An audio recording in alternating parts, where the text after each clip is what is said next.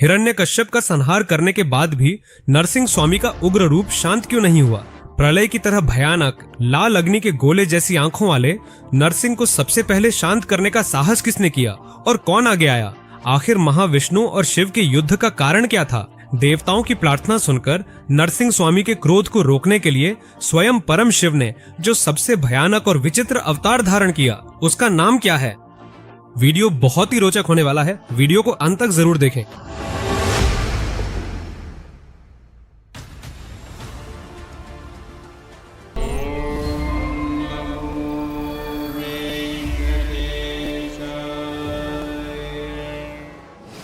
सत्य युग में अपने परम भक्त प्रहलाद की रक्षा के लिए श्री महाविष्णु अहोबिल में एक पत्थर के स्तंभ को चीरकर अत्यंत भयानक नरसिंह स्वामी के अवतार में प्रकट हुए। ब्रह्मादेव के वरदानों के कारण अहंकार में चूर महाराक्षस हिरण्यकश्यप को संध्या के समय दहलीज पर अपनी जांघों पर लिटाकर उसकी छाती चीरकर उग्र नरसिंह ने संहार किया। राक्षस का संहार पूरा होने के बाद भी स्वामी का उग्र रूप बिल्कुल भी शांत नहीं हुआ। उसके गर्म रक्त को पीने के कारण वो प्रलयाग्नि और भी भड़क उठी और पूरे विश्व को भयभीत कर दिया। भगवान नरसिंह स्वामी की आंखें क्रोध से लाल अंगारे की तरह दहक रही थीं। उनके मुख से निकल रही भयंकर ज्वालाओं के कारण संपूर्ण आकाश के तारे भी जलकर नीचे गिरने लगे। स्वामी के फैलाए प्रलय के उस भयानक गर्जन से समस्त पृथ्वी थरथर कांप उठी। सातों विशाल समुद्र अपनी मर्यादा की सीमाएं तोड़कर उफान मारते हुए पूरी धरती को डुबोने के लिए तैयार हो गए। उस अत्यंत भयानक विश्वरूप उग्रता को देखकर सभी देवता और दिक्पाल भी प्राण भय से कांप उठे। स्वयं उनकी प्रिय पत्नी महालक्ष्मी भी उनके पास जाने से डरकर पीछे ही रुक गईं। अंत में सबकी इच्छा के अनुसार नन्हे भक्त प्रहलाद ने साहस के साथ आगे बढ़कर स्वामी को शांत करने का विनम्र प्रयास किया। अपने भक्त के स्पर्श से स्वामी थोड़ी देर के लिए पिघल गए, लेकिन उनके भीतर का क्रोध पूरी तरह शांत नहीं हुआ। यदि नरसिंह स्वामी का क्रोध इसी तरह जारी रहा तो पूरी सृष्टि भस्म हो जाएगी। यह समझकर ब्रह्मा सहित सभी देवता ये जान गए कि उस प्रलयाग्नि को रोकने में केवल संहार करता ही सक्षम है, और वे सभी कैलाश की ओर दौड़ पड़े। देवता परम शिव के चरणों में गिर पड़े और प्रार्थना करने लगे, महादेव कृपया श्री हरि के उग्र रूप को किसी भी तरह शांत कर दीजिए, अर्थात ये पूरी सृष्टि उस क्रोधाग्नि की भेंट चढ़ जाएगी।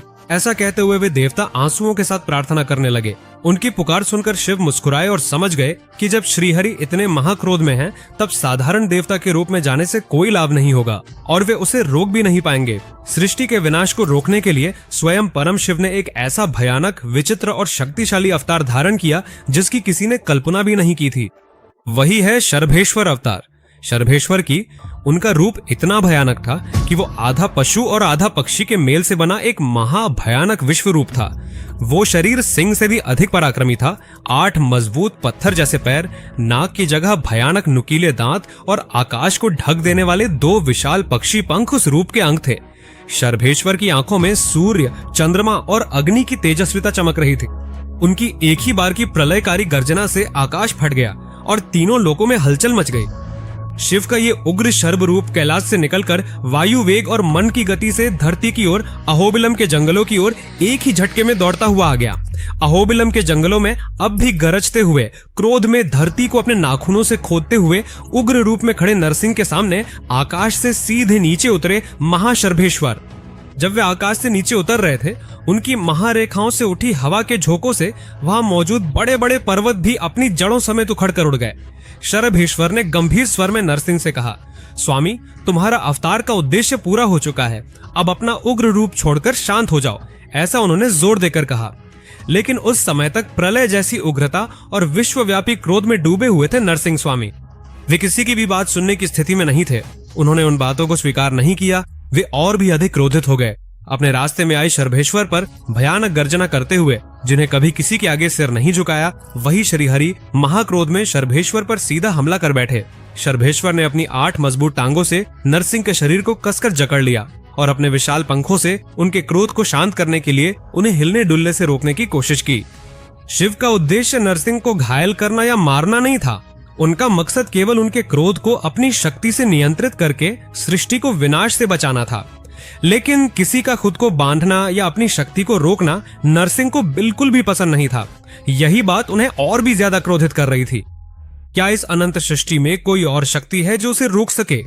इसी महान क्रोध के साथ नरसिंह का रूप उसी क्षण अचानक बदलने लगा। शर्भेश्वर की पकड़ से जबरदस्ती छूटने की कोशिश में नरसिंह स्वामी ने अपना सिंह रूप छोड़ दिया और उससे भी 1000 गुना भयानक रूप में बदल गए। वो महाविनाशकारी महापक्षी रूप ही गंडभेरुंड अवतार है। ये सृष्टि के इतिहास में सबसे शक्तिशाली और पुराणों में कहा गया है कि ये एक अत्यंत भयानक पक्षी रूप था। गंड नामक इस महान पक्षी का रूप 2 विशाल राक्षसी पक्षियों के सिरों के साथ था, जिसकी अनंत शक्ति और विशालकाय शरीर से ये पूरे ब्रह्मांड को अपने में समेटे हुए था। जब वो महान पक्षी अपने पंख एक बार फड़फड़ाता तो ब्रह्मांड में भयंकर तूफान उठ खड़े होते, नक्षत्र मंडलियां अपनी जगहों से हट जाती थीं।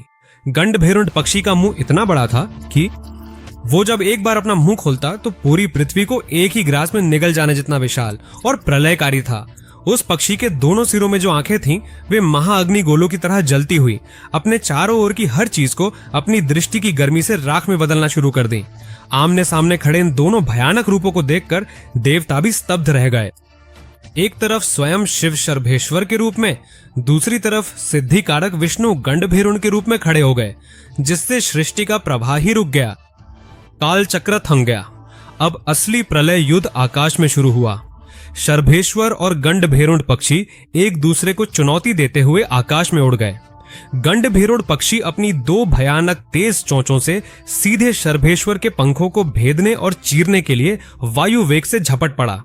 इसके जवाब में शर्भेश्वर भी जरा भी पीछे नहीं हटे।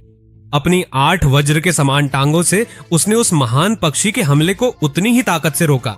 जब गंडभेरुंड पक्षी ने अपने पंख फड़फड़ाए तो उससे उठी भयानक बवंडर में ब्रह्मांड के तारे एक दूसरे से टकराकर राख हो गए। शर्भेश्वर की प्रतिकार शक्ति से आकाश में बड़ी बड़ी दरारें पड़ गईं। शून्य भी कांप उठा। ब्रह्मांड के टूट जाने जैसा शोर हुआ। दोनों शक्तियों में जरा भी कमी नहीं आई। एक दूसरे की ताकत को पार करते हुए वे एक दूसरे पर विशाल पर्वतों और ग्रहों तक को हथियार की तरह फेंक रहे थे। गंडभेरुंड पक्षी ने अपनी लंबी और तेज पंजों से शर्भेश्वर के मजबूत शरीर को घायल करने और उसे चीरने के लिए पूरी ब्रह्मांडीय कोशिश की। तभी शर्भेश्वर ने अपनी महाबली पूंछ से गंडभेरुंड पक्षी के शरीर को कसकर जकड़ लिया। आसमान से सीधे नीचे फेंककर पटका। नीचे गिरते ही गंडभेरुंड पक्षी और भी भयानक रूप धारण करके तुरंत ऊपर उठ गया और शर्भेश्वर की गर्दन पकड़कर उसे पानी में डुबोकर मारने के लिए तेजी से कोशिश करने लगा। पुराणों के अनुसार यह भयानक महायुद्ध लगभग 18 दिनों तक लगातार चलता रहा। इस भयंकर युद्ध को देख रहे ब्रह्मा आदि देवता और महर्षि सभी प्राण भय से कांप उठे और हर कोई अपनी अपनी ओर से प्रार्थना करने लगे, क्योंकि उन्हें कोई रास्ता नहीं सूझ रहा था। क्योंकि इस युद्ध में उन दोनों देवताओं में से चाहे कोई भी जीते या हारे, अंत में सृष्टि का विनाश निश्चित है, ये बात उन्हें समझ में आ गई थी। दोनों अनंत दिव्य शक्तियां, दोनों परम पवित्र, दोनों सृष्टि के मूल कारण होने के कारण किसे और कैसे रोका जाए ये किसी को समझ नहीं आ रहा था। युद्ध दिन ब दिन और भीषण होता जा रहा था। ऐसे समय में इस प्रलय को रोकने के लिए विश्व माता पराशक्ति को हस्तक्षेप करना पड़ा। परम शिव में यानी शर्भेश्वर में छुपी हुई मूल प्रकृति महाशक्ति प्रत्यांगिरा देवी अचानक शर्भेश्वर की भुजाओं से एक महान तेजस्वी रूप में प्रकट हुई। उनका स्वरूप अत्यंत भयानक था। सिंह के मुख के साथ काले शरीर वाली एक महाकाली का रूप। वो माता सृष्टि की रक्षा के लिए रणभूमि में उतरी। प्रत्यांगिरा देवी की एक भयानक गर्जना, जो अब तक गरज रहे उन दोनों यानी गंड नामक शर्भेश्वर के डंकों से भी अधिक प्रचंड थी। वो आकाश में विशाल रूप धारण कर उधर उग्र गंडभेरुंडी और इधर क्रोधी शर्भेश्वर को अपनी असीम मात्र महाशक्ति से नष्ट करने का प्रयास किया। महापक्षी गंडभेरुंड के रूप में स्थित विष्णु को अपने सामने खड़े शर्भेश्वर में अपनी ही प्रतिछाया, अपना ही शरीर स्पष्ट रूप से दिखाई दिया। उसी तरह उग्र रूप में शर्भेश्वर को अपने सामने खड़े गंडभेरुंड पक्षी में अपनी आत्मा, अपना अद्वैत रूप जैसे आईने में हो वैसे ही स्पष्ट रूप से दिखाई दिया। शिवाय विष्णु रूपाय शिव रूपाय विष्णवे, यानी शिव ही विष्णु है और विष्णु ही शिव है। ये अद्वैत सत्य उसी क्षण पूरे ब्रह्मांड में मंत्र की तरह गूंज उठा। दोनों ही परम शक्तियां हैं, दोनों एक ही हैं। एक का दूसरे का विरोध करना यानी स्वयं का ही विरोध करना है। ये वेदांत का सत्य वहां उपस्थित सभी देवताओं को पूरी तरह समझ में आ गया। इस सृष्टि में विष्णु के बिना शिव नहीं है और शिव के बिना विष्णु नहीं है। आने वाली पीढ़ियों और अज्ञानियों को ये समझाने के लिए सबने समझ लिया कि ये महान नाटक घटित हो चुका है। धीरे धीरे महान पक्षी गंडभेरुंड का रूप शांत हो गया। उसने अपना रूप बदलकर फिर से श्री नरसिंह स्वामी की योग मुद्रा यानी योग नरसिंह का रूप धारण कर लिया उसी तरह आवेश में रहे शर्भेश्वर ने भी अपने पक्षी, मृग और तीनों रूपों को त्याग कर शांत होकर फिर से हमेशा की तरह परम शिव भोला शंकर का रूप धारण कर लिया। दोनों शक्तियां शांत हो जाने के साथ ही तीनों लोकों पर छाए हुए भयानक प्रलय के बादल हट गए और पृथ्वी पर फिर से हमेशा की तरह हरियाली और शांति छा गई। इस अद्भुत शांति के दृश्य को अपनी आंखों से देखकर देवता, गंधर्व और यक्ष आकाश से आनंद के आंसू बहाते हुए दोनों पर सुगंधित कल्प वृक्ष के फूलों की वर्षा करने लगे। नरसिंह स्वामी हल्की मुस्कान के साथ परम शिव को गले लगाकर अपने वैकुंठ की ओर शांति पूर्वक प्रस्थान करता है। परम शिव अपने नंदी वाहन पर कैलाश लौट जाते हैं।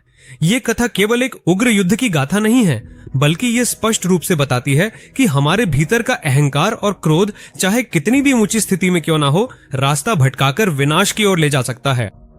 अहंकार और प्रलयकारी क्रोध को नियंत्रित करने के लिए गुरु जैसे शिव का हस्तक्षेप आवश्यक है। माँ की करुणा हमेशा सबसे ज्यादा जरूरी होती है। ये बात ये कथा संसार को स्पष्ट रूप से बताती है। आज भी जो कोई शरभेश्वरम और गंडबिरुंडा की कथा को श्रद्धा और भक्ति से स्मरण करता है, उनके आसपास कोई भी दुष्ट शक्तियां नहीं आती, ऐसा पुराण ग्रंथों में बताया गया है। इस वीडियो के बारे में अपनी राय कमेंट करें। अगर आपको ये वीडियो पसंद आया हो तो इसे लाइक करें और ऐसे ही और वीडियोस के लिए हमारे यूनाइटेड चैनल को सब्सक्राइब करें।